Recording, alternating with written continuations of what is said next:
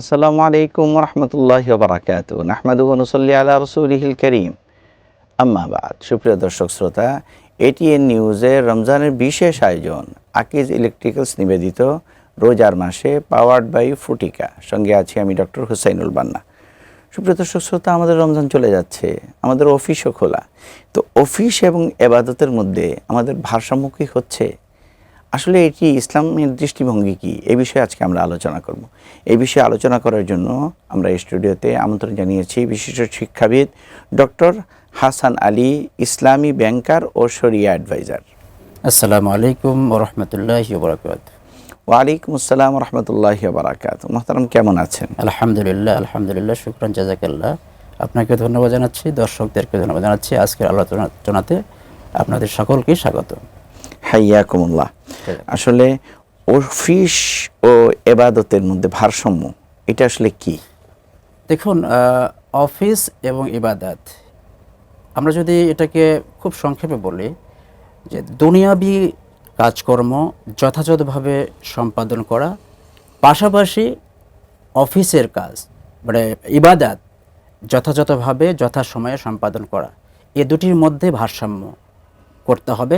কারণ একটিকে যদি আমি গুরুত্বহীন মনে করি তাহলে কিন্তু চলবে না। মানে একটিকে গুরুত্বহীন, আরেকটিকে গুরুত্বপূর্ণ, প্যারালালি দুটাকেই আমাকে গুরুত্ব দিয়ে করতে হবে। যেটা যখন করতে হবে, যেটা যখন সম্পাদন করতে হবে, সেটাকে সেই সময় সম্পাদন করতে হবে। এটার জন্য আমাদেরকে একটা সূচি নির্ধারণ করতে হবে। এটাই হচ্ছে অফিস এবং ইবাদতের ভারসাম্য। কারণ আপনি দেখেন, কোরআনের মধ্যে আল্লাহ তাআলা বলছেন, ওমা খলাকতুল জিন্না ওয়াল ইনসা ইল্লা লিয়াবুদুন, আমি মানুষ এবং জিন জাতিকে কেবল আমার ইবাদতের জন্য সৃষ্টি করেছি। এখানে ইবাদতটা কিন্তু ব্যাপক অর্থে, এখানে ইবাদত হতে পারে সালাত, সিয়াম, হজ, জাকাত, এবং আমরা যে ব্যবসা বাণিজ্য করি, আমরা যে অফিস করি, এগুলো ইবাদতের মধ্যে হবে যদি সেটা ইসলামের নির্দেশনার আলোকে করা হয়।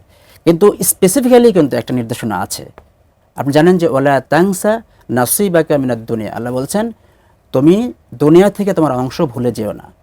তাহলে দুনিয়াবি কাজও ইবাদত হিসাবে গণ্য হবে। আল্লাহ বলছেন ভুলতে নিষেধ করেছেন। আমাদের কাজ হচ্ছে যে এই যে দুনিয়াবি কাজ এবং ইবাদত, এই দুটার মধ্যে ভারসাম্য করা, ব্যালেন্স করা। মূলত আমরা যদি মানে মোটা দাগে বলি তাহলে এটাই আর কি, দুটার মধ্যে মানে যেটা যে সময়ে করা দরকার সে সময়ে সম্পাদন করা। আমাদের সাধারণ মানুষের ভিতরে একটা ধারণা আছে জি, যে ইসলাম দুনিয়াবি কাজ এবং এবাদত, এই দুটোকে মানে আমরা সাধারণত আলাদা করে দেখি আর কি, যে দুনিয়াবি কাজ এবং এবাদত দুটো হচ্ছে একটা আলাদা বিষয়, আলাদা স্থানে আমরা রাখতে চাই। কিন্তু আসলে ইসলামের দিক নির্দেশনা কি, ইসলাম কি দুটোকে আলাদা করে? মোটেই না। আসলে ইসলামে আপনার দুনিয়াবি কাজ এবং ইবাদত এটা কোনো আলাদা সত্তা হিসেবে আমরা বিবেচনা করতে পারি না। আপনি সূরা জুমার মধ্যে যে আয়াতটি রয়েছে সেটি যদি দেখেন, আল্লাহ বলেছেন ফাইজা কুজিয়াতিস সালাতু ফান্তাশিরু ফিল আরদ ওয়াবতাগু মিন ফাদলিল্লাহ, যখন সালাত সমাপ্ত হয় তোমরা জমিনে ছড়িয়ে পড়ো এবং আল্লাহর অনুগ্রহ রিজিক তালাশ করো। তো দেখেন, এখানে সালাত শেষ করার পরে কিন্তু মসজিদে থাকতে নিষেধ করা হয়েছে। সালাত শেষ করার পরে ঘরের মধ্যে অলস সময় কাটাতে নিষেধ করা হয়েছে। বলা হচ্ছে তুমি জমিনে ছড়িয়ে পড়ো, কারণ তোমার অধিকারভুক্ত তোমার সন্তান সন্ততি আছে, তোমার স্ত্রী আছে, তোমার অধিকারভুক্ত বাবা মা ভাই বোন থাকতে পারে। তাদের যে রিজক তোমাকে তালাশ করতে হবে, সারা পৃথিবীতে ছড়িয়ে ছিটিয়ে আছে, তালাশ করতে হবে। তাহলে এই যে ইবাদত করার একটা সময় আছে, সেই সময় করতে হবে, তারপরে কিন্তু রিজিকে তালাশ করতে হবে। তো দুটা সময় আলাদা আলাদা নির্ধারণ করা আছে। আমি ইবাদত করার পরে যদি আমি সারাক্ষণ ইবাদতেই থাকি, তাহলে কিন্তু এটা এই যে আমার যে অধিকারভুক্ত যারা আছে তাদের রিজিকের ব্যবস্থাটা হবে না, আমাকেই করতে হবে। আমরা সন্ধান করব, আল্লাহ আমাকে তৌফিক দিবেন সেটা, এবং সেটা একটা ধরন রয়েছে, সেটা হালাল পদ্ধতিতে করতে হবে। একটি হাদিসের রেফারেন্স সহিহ বুখারী, আমি বলছিলাম সহিহ বুখারীর যে প্রথম হাদিসটা, সেটা হচ্ছে ইন্নামাল আমালু বিন্নিয়াত, নিশ্চয় সকল কাজের কর্মফল নিয়তের উপর নির্ভর করে। আপনি জানেন যে হাদিসটি সেই হিজরতের প্রেক্ষাপটে আল্লাহ রাসূল সাল্লাল্লাহু আলাইহি ওয়াসাল্লাম বলেছেন, যাদের হিজরত দুনিয়াবি বিষয়কে পাওয়াকে কেন্দ্র করে হবে তারা সেটিই পাবে, আর যাদের হিজরত আল্লাহর সন্তুষ্টির জন্য হবে তারা সেটিই তারা পাবে। তাহলে এই যে আমাদের নিয়তটা কিন্তু খালিছ হতে হবে, যে আমি যে কাজটি করছি আমার পরিবারের লোকজন আছে, আমি আছি, আমাদের ভরণ পোষণের জন্য যেন এই ব্যবস্থাটা হচ্ছে, সেভাবেই নিয়তটা প্রথমে করতে হবে।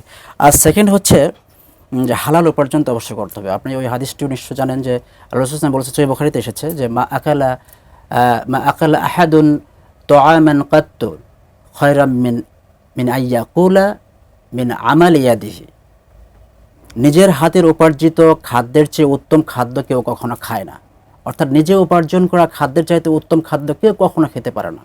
তাহলে নিজের হাতের উপার্জনটা খুবই গুরুত্বপূর্ণ।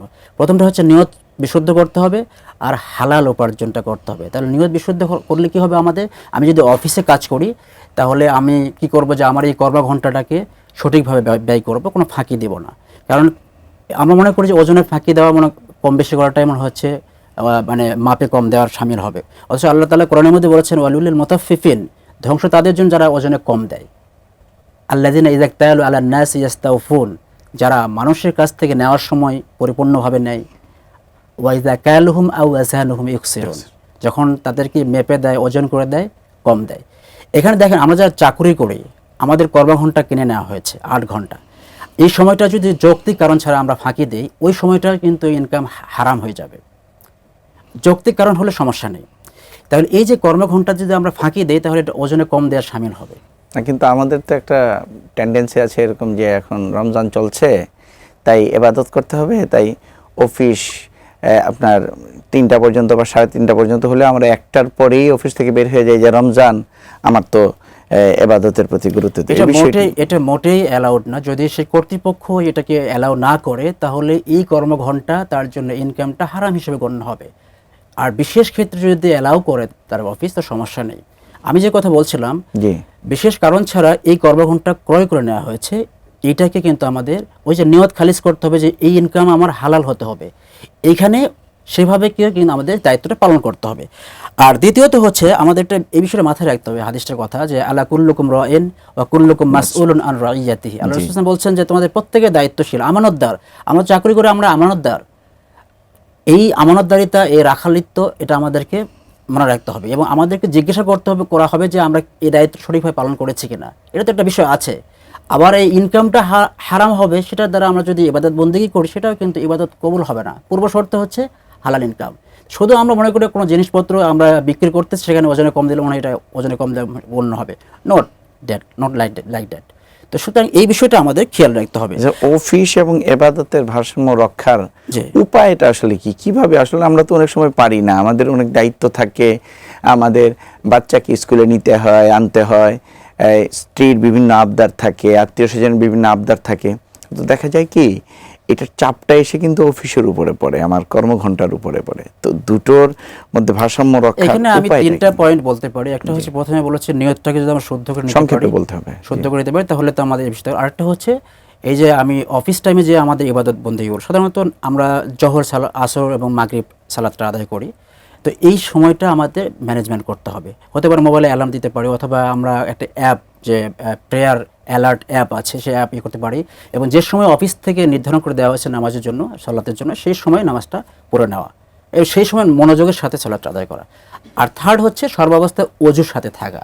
কারণ যে সময় নামাজের সময় হবে, আমি যদি ওযু করতে যাই তাহলে সময় কেমন হবে, এটা আমার অফিস হতে পারমিট নাও করতে পারে। তো এই সর্বাবস্থায় ওযুর সাথে থাকলে হবে কি, সালাতের সময় হওয়ার সাথে সাথে আমি সালাতটা আদায় করতে পারবো। এইভাবে কিন্তু আমরা ইবাদত করতে পারবো এবং কর্মঘণ্টাটা সঠিক ইউটিলাইজ করতে পারবো। অত্যন্ত গুরুত্বপূর্ণ আলোচনা করেছেন, আপনাকে অন্তরস্থল থেকে ধন্যবাদ। দর্শক শ্রোতাদেরকেও ধন্যবাদ। হাইয়াকুমুল্লাহ। সুপ্রিয় দর্শক শ্রোতা, আমরা অনুষ্ঠানের একেবারে শেষ পর্যায়ে চলে এসেছি। আশা করছি আপনারা উপকৃত হয়েছেন। আবারও দেখা হবে। ভালো থাকবেন, সুস্থ থাকবেন। আসসালামু আলাইকুম ওয়া রাহমাতুল্লাহি ওয়া বারাকাতুহু।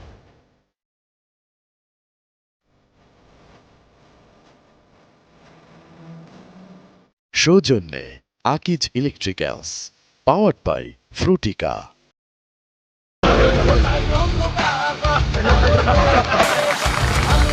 আকিজ এলইডি লাইট, আলোর বন্যায় দূর হোক অন্যায়।